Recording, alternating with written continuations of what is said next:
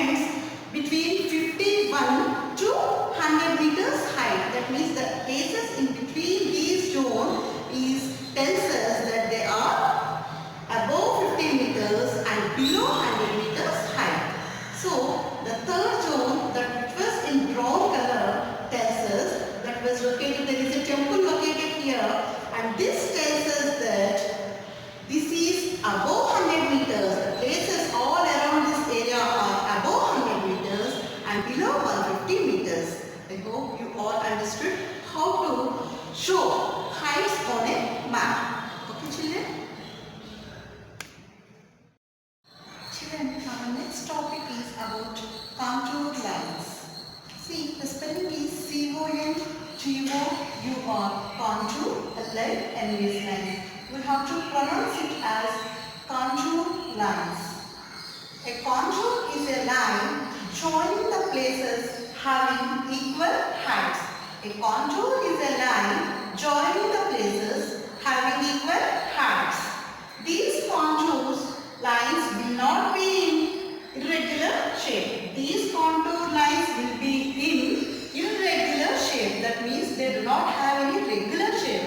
They will be in irregular shape. These lines cannot cut each other.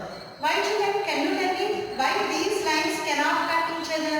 Because these are the lines joining the places having equal heights. If a line that is joining the places with equal heights cannot cut the line having the heights of other places, so they cannot cut each other. The distance between two contour lines depends upon the nature of the landscape. That means the distance between two contour lines, if you want to draw the contour lines, the distance between two contour lines will always depend upon the nature of the landscape.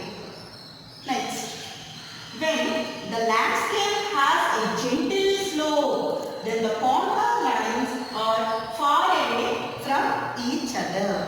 If the landscape has a gentle slope, then the contour lines are far away from each other, and if the landscape has a steep slope, then the contour lines are nearer to each other. Understand children? See here, when the landscape has a gentle slope, then the contour lines are far away from each other, and if the landscape has a steep slope, then the contour lines are nearer to each other. Let me show it in chart. In the equal height. See, the hill has the gentle slope here. Here, this side, it is showing the gentle slope, and this side, it is having a steep slope. That is the reason the contour lines from the different height zones, these are very far away from each other. When the landscape is gentle, the contour lines are far away from each other, and when the landscape is having a steep slope, this side it is having a steep slope. That is the reason the contour lines are very nearer to each other. See, this is the contour lines representing the height zones. See here, the contour lines are far away from each other. You can observe clearly. These lines are far away from each other because the landscape has a gentle slope, and here it is very nearer to each other. The contour lines are nearer to each other because the landscape has a steep slope. That is the reason they are nearer here and they are farther when it is a gentle slope. In this way you can show the contour lines. How to represent the contour lines on a map. Children, you can observe this picture in your social textbook first lesson, page number 4. There it was given the contour lines map in the textbook. So it was given separately gentle slope and steep slope. In your textbook it was given the gentle slope separately and steep slope separately in your textbook. If you observe in textbook, you can get a clear idea. For your better understanding, I draw it in a single map both the sides so that you can understand easily. Okay children, in your textbook it was given in page number 4. Observe it clearly and you can learn, you can know more about it. Children, so far we have learned about maps, different kinds of maps and its uses. Now we are going to learn the uses of map showing heights. See, the map showing heights help us in understanding the nature of the terrain. That means the height showing maps helps us to know the nature of the terrain means to know the nature of the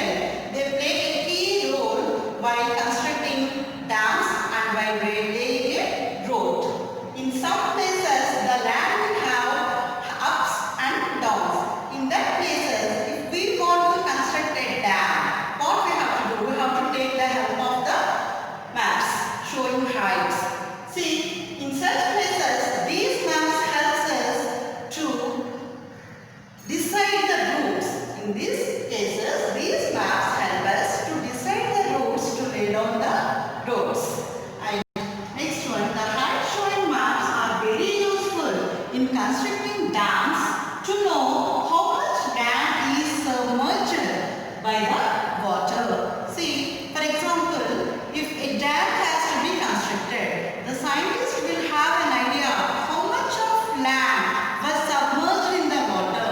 That is the reason these height showing maps are very useful while constructing a dam to know how much of water was submerged, how much of land was submerged in the water. In this ways, these are the uses of height showing maps. Children, we learned that if you want to measure a height, that means height of any place, we have to measure from the 0 meters level. That means mean sea level. Isn't it? Now tell me, we are always telling mean sea level. So what is a mean sea level? Okay, let us know what is a mean sea level. Okay, so if we observe a sea, there are many different tides. Some are very high tides and some are very low tides. Isn't it? Did you went to beach? Yes? Okay. Then you have observed so many tides. Some are very force. They are very high tides and some tides are very slow speed and they are very low tides. So now tell me what we have to take the 0 level. Okay? How to measure the 0 level height. So see here. Suppose this is a sea having tides. These are the low tides of the sea. Sometimes the tides are very high, isn't it? The tides are very high tides. So, if we want to take the 0 meters height of the sea, which one do we have to take? So that our scientists were in a great confusion what to take, what to decide, which tides are to be taken as the 0 meters height or the mean sea level. So to solve this confusion, they observed the sea, they observed the tides for a very long time frequently. Okay, they observed frequently the different tides frequently for a long time and they decided to calculate the mean of the tides. That means, so these are the low tides, these are the high tides. So they calculate the mean of the tides. So this is the mean. That means this is the average of the high and low tides and this average is calculated as mean sea level or 0 meters level. This is called mean sea level or 0 meters level. Understand, children? So in this way, the mean sea level is calculated and every height, whatever you have to measure, the monuments, the mountains or any place, okay, the measurements will be taken from the 0 meters height. Understand, children? See, children, if you are living near a railway station, you can observe. If you are living near a railway station, you can go there and if you see the display board, you can observe it was written there. This is some 120 meters height from the sea level.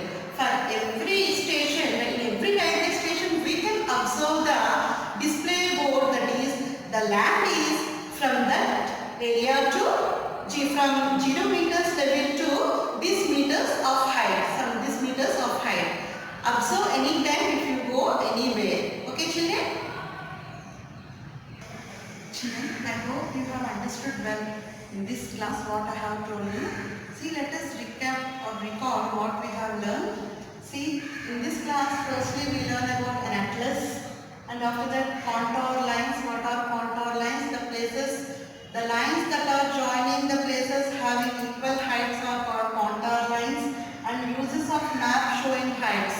So map showing heights are very useful to construct a dam or roads and showing heights on a map. How to show heights on a map in different height zones and mean sea level. These are the topics we have learned today. And next, coming to assignment. Children, in our previous class I gave you an assignment. Isn't it, children? Do you remember?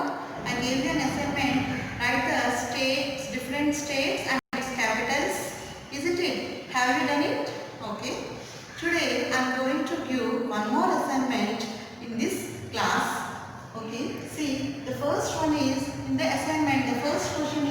What is an atlas? I already gave a definition to an atlas and write the definition of an atlas. And second one, what are the uses of height showing maps? Isn't it? We learn what are the uses of height showing maps in this class. Recall and write the uses of height showing maps. Any 2 or 3 uses of height showing maps. And what are called contour lines? So I gave 5 or 6 points about the features of contour lines. Recall those points and write what are contour lines. So this is the end of this chapter, children. If you have any doubts, you can contact me. Thank you.